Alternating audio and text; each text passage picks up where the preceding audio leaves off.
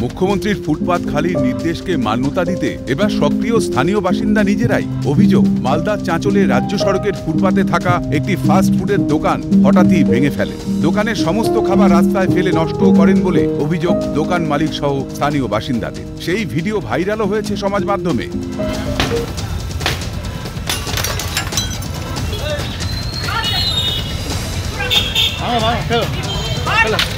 মালদার চাঁচল সদরে একটি ফাস্টফুডের দোকান, আর সেই ফাস্টফুডের দোকান ভাঙচুরের ঘটনাকে ঘিরে ব্যাপক চাঞ্চল্য ছড়ালো।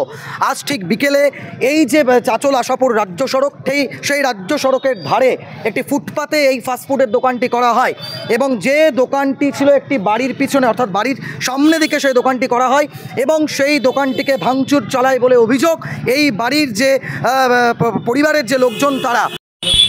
আসলো বাড়ি থেকে এসে সাথে মাত্র একদম সব কিছু জিনিসপত্র ভেঙে দিল, কোনো গলার টলা কিছু নাই। আর বাড়ি থেকে ডাং দিয়ে এসে সব গাড়ি কাঁচ মাছ যত খাবার যাবতীয় জিনিস ছিল সব ছিল, মোটামুটি আনুমানিক 50,000 টাকার মাল ছিল, সব ফেলে দিয়েছে। এই দোকানটা করতে গিয়ে এত অত্যাচার সহ্য করতে হয়েছে বলার কথা না। এখন আমাদের কিছুই নাই, এখন সত্যি বলতে আমাদেরকে রাস্তাতে দাঁড়াতে হবে। ঘটনাটি ঘটে বুধবার বিকেলে। খবর পেয়ে পরিস্থিতি সামাল দিতে ঘটনাস্থলে পৌঁছয় চাঁচল থানার পুলিশ। ঘটনায় ক্ষোভ প্রকাশ স্থানীয় বাসিন্দাদের।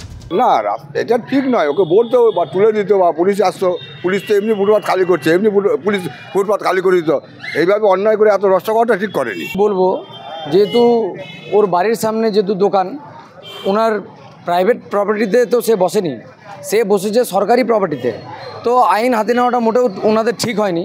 অভিযুক্তের পাল্টা অভিযোগ, দোকানটি তার বাড়ির সামনে হওয়ায় খাবারের গন্ধ এবং ধোঁয়া তাদের বাড়িতে ঢোকে, তাই তারা দোকান ভেঙে দিয়েছেন। কিন্তু প্রশ্ন, এভাবে কি আইন হাতে তুলে নেওয়া ঠিক? এখানে ও দোকান যে করছিল, প্রচন্ড ধোঁয়া হতো, খাবারের প্রচন্ড গন্ধ। আমার বাবা এর আগে বলে বারবার বলতো যে মহাদেব এখান থেকে উঠে যা, কিন্তু শুনতো না। ঘটনার 15 ঘন্টা কাটলেও এখনো গ্রেপ্তার বা আটক নয় কেউই। তবে গোটা ঘটনায় নিন্দার ঝড় সর্বত্র। মালদার চাঁচল থেকে অভিষেক সাহা, ক্যালকাটা নিউজ।